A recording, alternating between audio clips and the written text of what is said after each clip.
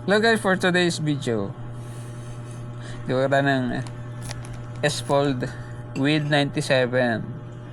So split ito, hati sa gitna. 97 po ang width niyan. So ang kalahati niya is 48 and 1/2. So nandito po ang ating width na kalahati ng 97, 48 and a half. So, ang pasok sa kanya na runners is 11 pairs, 22 runners. Nandito lang po yung 22 runners. So, kulang. Bitin kung susundin lang natin yung kanyang runners. So, magpapasobra tayo ng 2 pairs. So sa pagbilang po ng runners, hindi pwedeng 22, 23. Dapat po ang pagbilang ng runners palaging even numbers: 22, 24, 26. 1, 2, 3, 4, 5, 6, 7, 8, 9, 10, 11, 12, 13 times 2, 26. 26 pairs, 26 pieces na botones ng S-Fold. So kung yayardahin natin yan,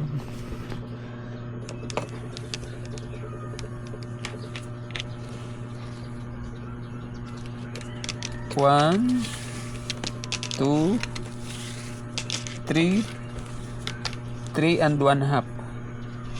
So yun ang magagamit nating tela. So mayroon na tayong tela dito na 9 yards. Nagpaalawan si owner ng tela just in case kulangin, or pwede niyang gamitin sa tie back holder, sa tie back. So let's do this. So ito yung runners natin guys. Ang distance niya is 60 mm. Ito yung masinsin na distance. Itong klase ng gagawin ko ngayon ay wala siyang stiffener.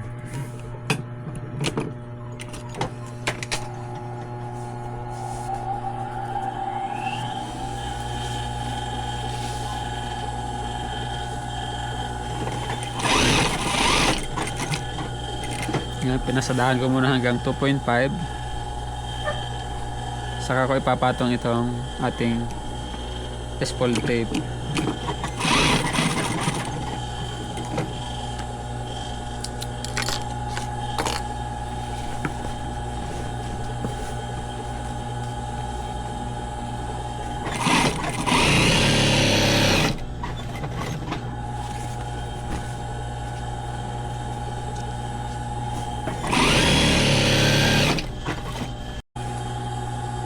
So ito na yung dulo ng kalahati natin guys. Nagmarkan lang ako ng 2.5 para sa tupi ng gilid, tapos another 2.5 para sa tupi ulit ng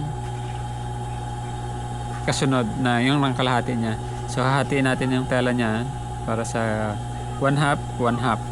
Dito ang hati natin. So diretso lang natin ganun.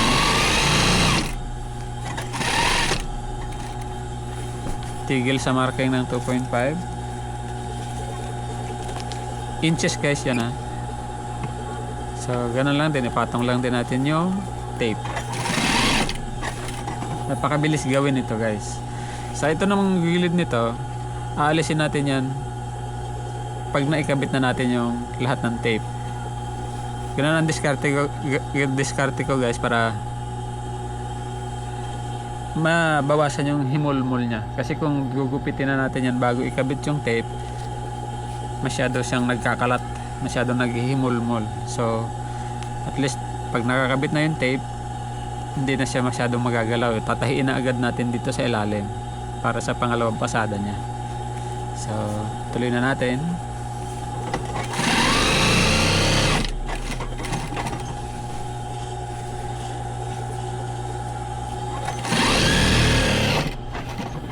Kung mapapansin nyo guys, medyo hinihila ko yung tela. Binabanat ko yung tela para hindi mangulubot sa ilalim.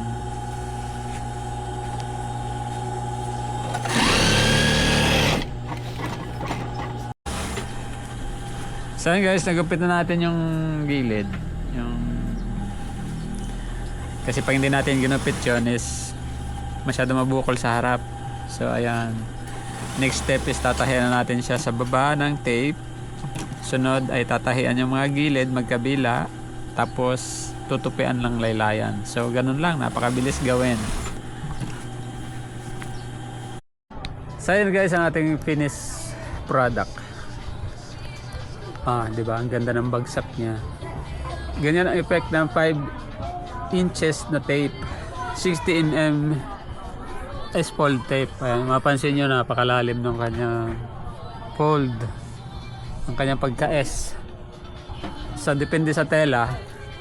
Ayan, ang ganda ng bagsak niya. Mahaba nga lang to kasi dito para dito eh. Tinistig lang natin sa ating curtain rod. So para makita nyo yung effect,